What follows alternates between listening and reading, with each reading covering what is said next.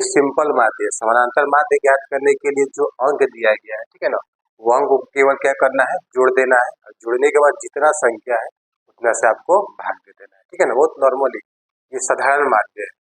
सारणी वाला जो होता है उसमें दो चार क्रिया करना पड़ता है, इसमें आपको कुछ नहीं करना है। जितना जो दिया गया है प्रेक्षण, प्रेक्षण मतलब कि अंक कहिए या संख्या कहिए, ठीक है ना, इसका हम लोग क्या निकालना है, समानांतर माध्य। तो माध्य हम लोग ज्ञात करने के लिए नॉर्मल माध्य है, ठीक है, अपन समझ रहे हैं। तो नॉर्मल माध्य ज्ञात करने के लिए क्या करना है, टोटल जितना मान दिया है सबको जोड़ देना है। यहाँ पर हम लोग जोड़ देंगे 3 + 5 + 7 + 2 + 8, ठीक है।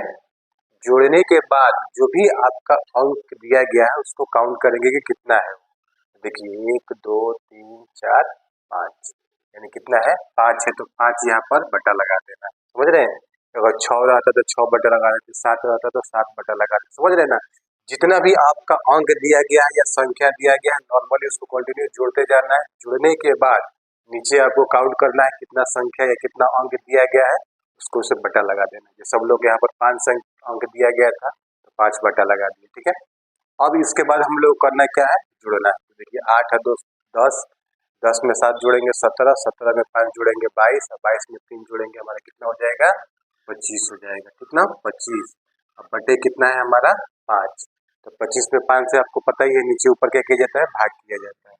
25 में हम लोग भाग देंगे तो कितना मात्रा में कट जाएगा, 5 मात्रा में। तो इस प्रकार से ये जो पहला हम लोग का माध्य है, तो माध्य का मान हम लोग का 5 प्राप्त हो गया, ठीक है ना। आप लोग इस तरह से साधारण माध्य को ज्ञात कर लीजिएगा।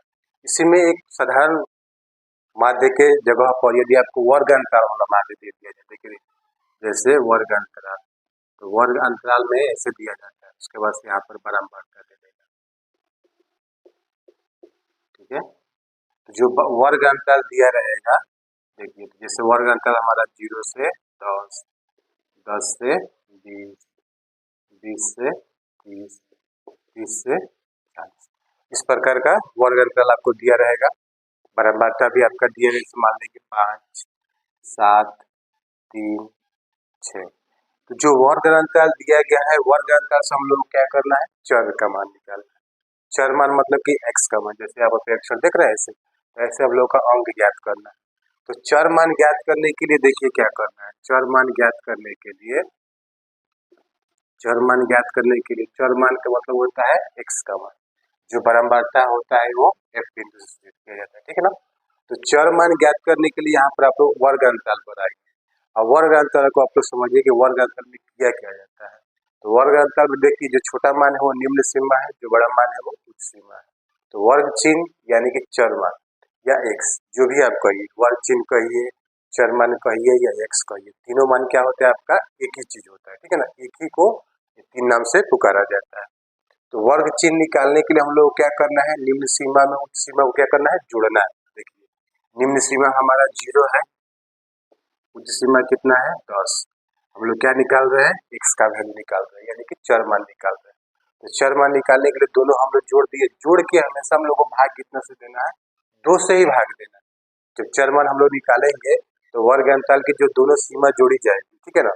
तो दोनों सीमा जोड़ने के बाद हम लोग को भाग हमेशा कितने से देना है, 2 से ही भाग देना है। तो 0 में हम लोग 10 जोड़ दिए, 0 में हम लोग 10 जोड़ेंगे तो कितना होगा, 10 ही होगा बटे 2, फिर 2 से 10 में भाग देंगे तो कितना प्राप्त होगा, 5 प्राप्त होगा। यानी कि जो पहला चर मान भी हम लोग कितना आ रहा है, 5 आ रहा है। इसको आप लोग ये मत समझिए कि इस 5 को लिखा गया है, यहाँ पर जोड़ने के बाद 2 से भाग देने के बाद हम लोग का 5 आ रहा है। ठीक उसी प्रकार दूसरा जो दिया गया है 10 और 20, तो 10 और 20 हम लोग जोड़ेंगे 30 हो जाएगा, और 30 में भाग कितने से देना है, 2 से। याद रखिएगा हमेशा भाग 2 से ही देना है। तो 10 और 20 30, और 30 में 2 से हम लोग भाग देंगे तो कितना हो जाएगा, 15 हो जाएगा। फिर हमारा 20 और 30 50, 50 में 2 से भाग देंगे तो कितना हो जाएगा, 25 हो जाएगा। फिर देखिए 30 और 40 70, और 70 में 2 से भाग देंगे तो हम लोग का मान कितना प्राप्त होगा, 35 प्राप्त होगा। इस प्रकार आप लोग समझ रहे हैं कि चर मान कैसे ज्ञात किया जाता है। चर मान ज्ञात करने के बाद से देखिए बारंबारता और चर मान दोनों जो पहला आमने सामने मान है इसको गुणा करना है, ठीक है। तो गुणा करने के लिए यहाँ पर हम लोग f(x) लिखा जाता है, f(x), यानी कि f के मान में x के मान से क्या कर रहे हैं, गुणा कर रहे हैं, ठीक है ना। तो f का मान 5, x का मान भी 5, तो 5 में 5 से हम लोग गुणा करेंगे तो 5 5 कितना हो जाएगा, 25, 5 5 25, ठीक है। ठीक उसी प्रकार से हमारा दूसरा का बराबर 7 है और चर मान 15 है, तो 7 में 15 से गुणा करेंगे तो 15 7 105, ठीक है, 105। इस प्रकार आप लोग ध्यान दीजिएगा वीडियो को, बहुत ही नॉर्मली एकदम छोटे छोटे बात को बता रहे हैं ताकि आप लोगों को समझ में आ जाए, ठीक है ना। अब हम लोग दूसरा मान क्या है, तीसरा मान 3 और 25, तो 3 में 25 से गुणा करेंगे तो 25 से कितना हो जाएगा हमारा 75 हो जाएगा, 25 तिया 75। फिर 6 में हम लोग 35 से गुणा करेंगे तो 6 में 35 से गुणा करेंगे, 6 25 30 और 36 18, 3 हासिल हमारा 21, यानी कि 210 हो गया, ठीक है ना। इस प्रकार से हम लोग गुणा कर लिए, x का मान निकाल लिए, गुणा भी कर लिए, ये आप लोग समझ में आया।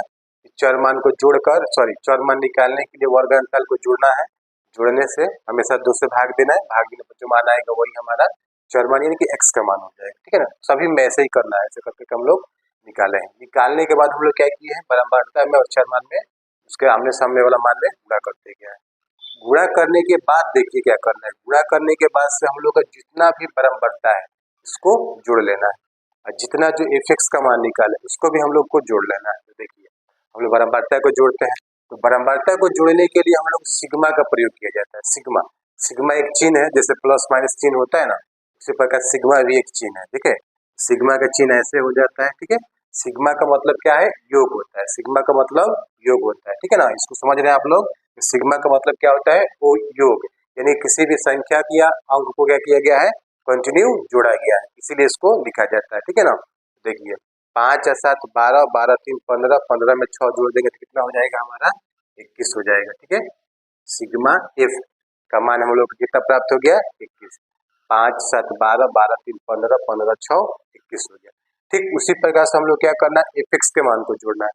एफ का मान भी हम लोग जब जोड़ेंगे तो एफ के पहले हम लोग क्या लगाना है, सिग्मा लगाना है, ठीक है ना। एफ के पहले भी हम लोग क्या लगाना है, सिग्मा लगाना है। देखिए एफ के पहले भी हम सिग्मा लगा दे रहे हैं, सिग्मा हम लोग क्या लिखेंगे यहाँ पर एफ का मान को रख रहे हैं, ठीक है ना।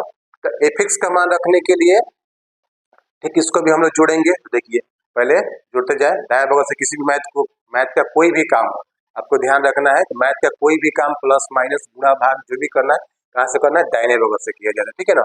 दाएं बगल से जब हम लोग जोड़ेंगे तो 5 5 10, 10 5 15, शून्य है तो शून्य होगा, यानी कि 15 के 5 हाथ में हम लोग का हासिल कितना प्राप्त हुआ है, 1 प्राप्त हुआ है, ठीक है ना।